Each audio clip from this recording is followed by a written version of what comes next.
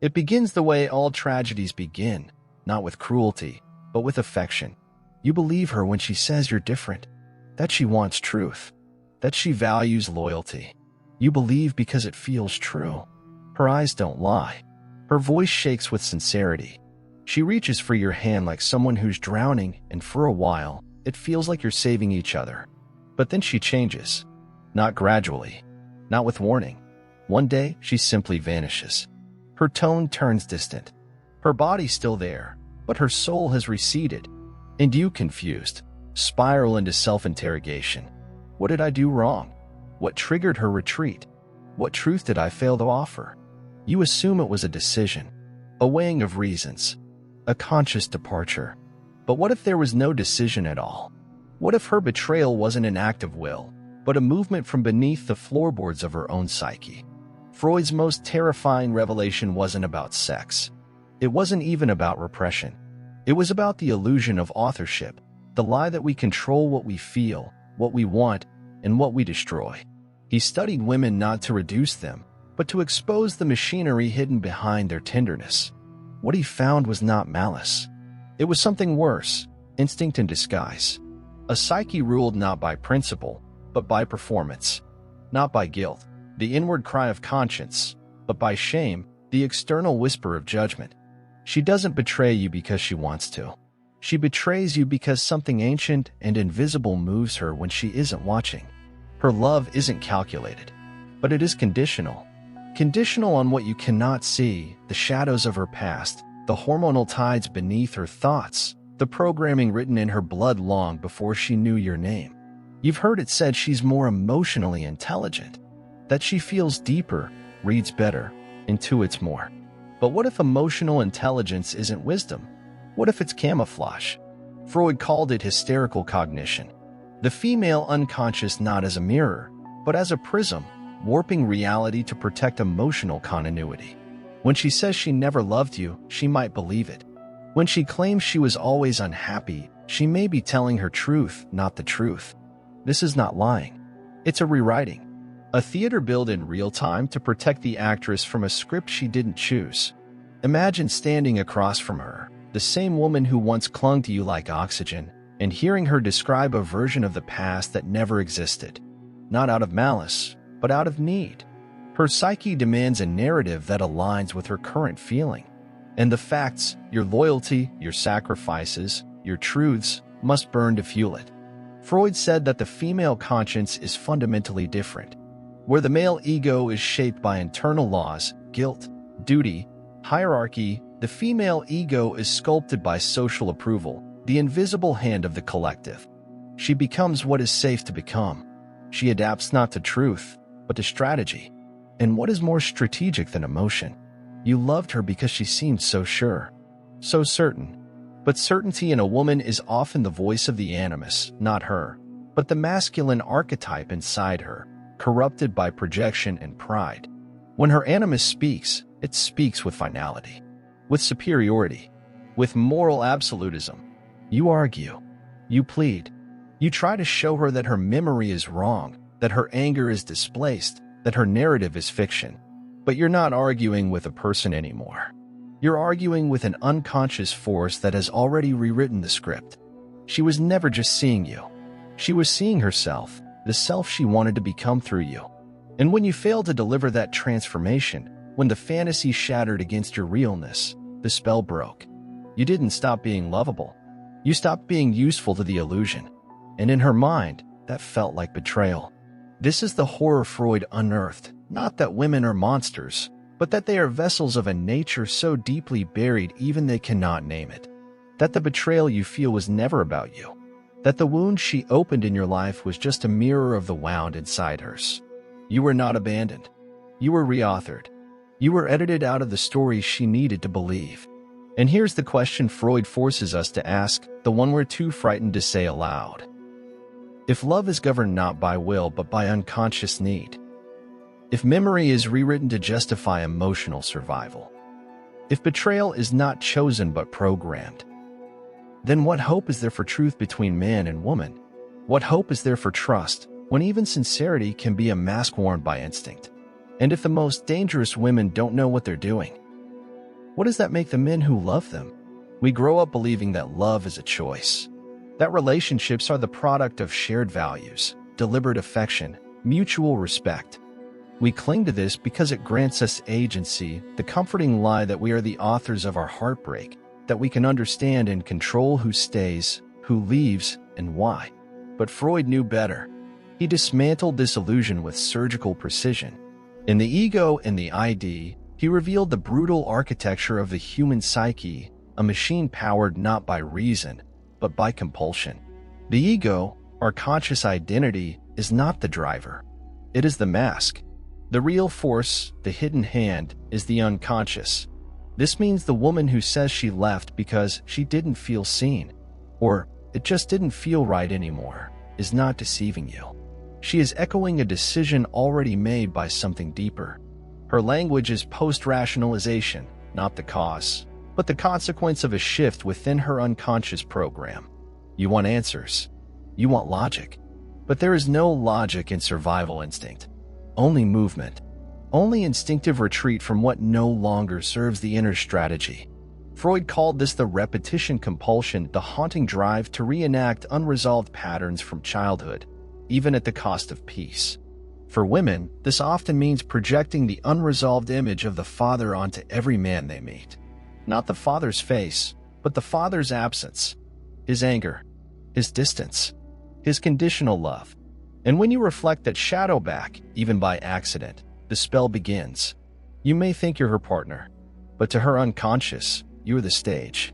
And the play is already written. This is the devastation of Freud's insight. That beneath her affection is a choreography older than memory. That the sweetest moments were never truly about you. They were rehearsals. And when the script changes, so does the cast. She doesn't remember the love the way you do. She can't. Because her psyche is not interested in accuracy. It is interested in coherence. The new feeling, dissatisfaction, resentment, coldness, demands a new narrative. And so the past is edited. She will look you in the eyes and say it was never real. And she will believe it. Because she must. This is not cruelty. It's psychic necessity. Modern psychology has tried to bury Freud. They call him outdated, sexist, primitive. But the numbers don't lie. Relationship instability is rising. Emotional confusion is the new epidemic.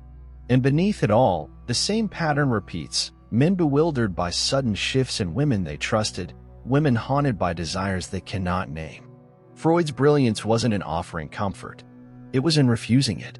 He tore down the fantasy that behavior is conscious, that emotions are honest, that communication leads to clarity. He exposed the unconscious as a realm of betrayal, not because it hates us, but because it does not answer to us. And yet, we cling to the myth. We tell ourselves she changed her mind, that we can fix it, that if we were more alpha, more vulnerable, more anything, we could undo the turn. But you cannot bargain with biology. You cannot debate with the shadow. Consider her menstrual cycle, not as a trivial detail, but as a living algorithm. Studies confirm that ovulation increases flirtation, dominance seeking, attraction to risk. During menstruation, irritability rises, affection recedes, criticism intensifies. But here's the disturbing twist. She does not know. Ask her why she changed and she'll give you a reason. But that reason was invented to explain a shift she did not consciously choose. Freud saw this in case after case. Women who erupted in emotion and then rewrote history. Who punished men not because of what they did, but because they symbolized something buried. Dora, his young patient, lashed out not at her abusive father, but at Freud himself. She couldn't reach the source of her trauma, so she redirected it to the nearest man. This is the unconscious at work. It is not fair. It is not noble. It is a storm in search of shelter, and it does not care who gets struck.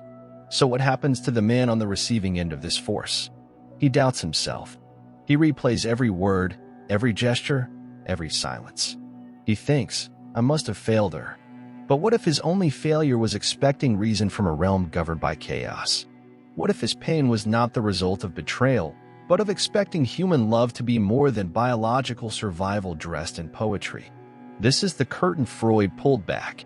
That relationships are not built on truth, but on negotiated illusion, that what feels like deep connection may only be mutual projection, that the unconscious is not interested in lasting union, only in temporary alignment with whatever serves its hidden aim.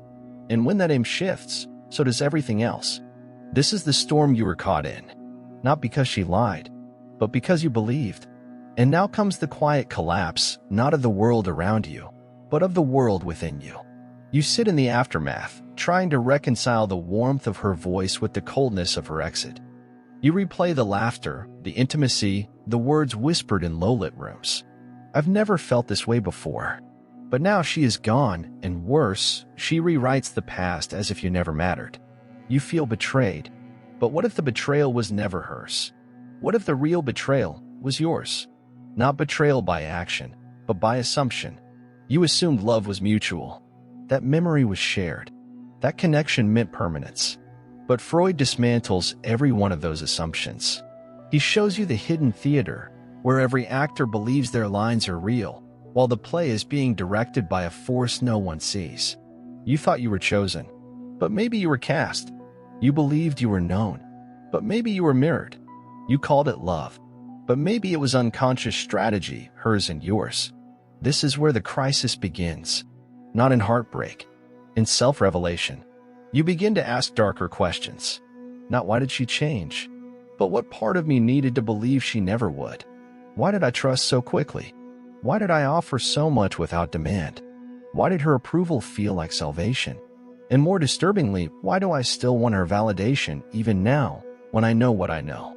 Freud wrote that most people do not want freedom, because freedom means responsibility, and responsibility means no one else to blame, not even her. You see, you weren't just caught in her projection, you were caught in your own. You saw her not as a woman, but as redemption, as mirror, as medicine. You made her into a symbol, and when symbols fail, the pain is existential. She didn't betray you. She reflected what you refused to face, that your worth was never anchored, that your identity was never whole, that the boy inside you was still begging to be chosen, still chasing the gaze of a mother figure who withheld love until obedience was perfect. Freud called this the mother complex, a man whose inner child never separated from the maternal figure, who confuses emotional subjugation with intimacy, who calls control caring, who kneels before love not because he respects it, but because he fears being alone with himself. And what do you do when she leaves? You don't just grieve the loss. You grieve the illusion that you were enough, the illusion that being good guaranteed loyalty, the illusion that vulnerability would protect you. Freud would say this is the real opportunity, not to become colder, but to become aware. He never promised healing. He promised understanding. And in that understanding, the possibility of transformation. So what now? Do you retreat? Do you become bitter? Do you armor yourself with cynicism, reducing every woman to a predator, every relationship to a trap? No, that's the same mistake, projection in reverse. Freud would not ask you to hate her. He would ask you to see her as she truly is, not as goddess, not as demon, but as a complex organism governed by forces she too does not fully understand. And then he would ask you to see yourself, to look inward, not gently, but with scalpel in hand, to dissect the need, the ache, the hunger, the narrative. He would say, find the part of you that made her opinion sacred, and then kill it, not because love is false, but because you made it sovereign. Ask yourself, why is her silence more painful than your own disconnection from purpose? Why does her rejection feel like erasure? What does your need for her approval protect you from facing within yourself? You do not become a man when she chooses you. You become a man when her absence no longer decides your worth. This is the philosophical turning point, where love becomes conscious, where connection no longer feeds a wound, but stands beside your sovereignty, where affection is not currency, but grace. Freud called it sublimation, the act of transforming primal need into higher purpose, not suppression transformation, taking the ache and giving it architecture, building a life not to impress her, not to prove your worth, but to embody it. You don't need to be cruel. You don't need to become indifferent. You need to become whole. Because the man who is whole cannot be devoured by projections, hers or his. He does not fear her change. He does not beg to be understood. He does not collapse when she withdraws. He sees the theater, respects the actors, and walks out of the play with his integrity intact. So the question is no longer, why did she leave? The question is, why were you waiting to be completed? Why did you offer the script of your life to someone who never asked to direct it? And more importantly, are you ready to reclaim the pen? The ruin stands silent now. No more echoes of her voice. No more flickers of imagined futures. The theater is dark, the costumes discarded. And in the stillness, something else begins to emerge, not comfort, but clarity. This is the hour Freud was most interested in. Not the crisis. The aftermath. The psychic wasteland where illusion dies and reconstruction becomes possible, if, and only if, you resist the urge to run back into fantasy. So what do you do with the wreckage? First, you stop sweeping it up like shame. You study it. Like an archaeologist digging through collapsed temples, you examine every shattered belief. You hold them to the light. You ask, where did this come from? Who handed me the script? Freud taught that the psyche is not a fortress. It's a ruin under constant renovation. Every room shaped by unconscious architects, forgotten memories, primal urges masked as preference. And the moment you mistake these inner structures for truth, you become a prisoner in your own home. He offered no easy exits, only brutal tools. The first is introspection, but not the romantic kind. Freud's introspection is surgical. It dissects your behavior, your speech, your choices, not to judge, but to trace. You begin to see that your attraction to her wasn't pure. It was patterned. A reenactment of unresolved longings, a return to the familiar hunger of maternal approval dressed in erotic disguise. You thought you were falling in love, but you were falling back into a loop. So the first act of freedom is awareness, but not the passive kind. Not, I know I have issues. No, the active, ruthless awareness that rewrites your operating system. You stop trusting your preferences. You start interrogating them. Why am I drawn to her silence? Why do I crave validation from the unavailable? Why does rejection feel familiar, almost deserved? Freud would say, because you are still speaking the language of your earliest injuries. Because you mistake repetition for love. Because you think suffering means significance. The second tool is what he called sublimation. Sublimation is not escape. It is rechanneling, taking the raw, humiliating energy of desire and turning it into structure. Discipline, art, not to impress her, not to attract another, but to alchemize what once enslaved you. The hunger for her attention, it becomes focus. The rage at her disappearance, it becomes silence, the disciplined kind. The ache of not being enough, it becomes architecture of your body, your work, your inner law. You no longer beg for her gaze. You build something so precise that the gaze becomes irrelevant. This is not asceticism. This is power reclaimed. But sublimation demands loss. You must give up the romance of being rescued.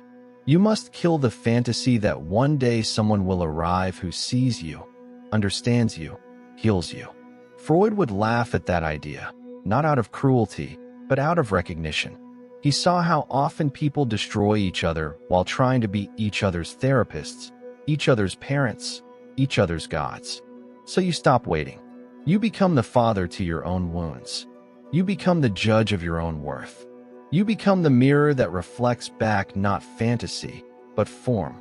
And with that, something terrifying happens. You stop being available. Not emotionally unavailable, psychically unavailable to illusion.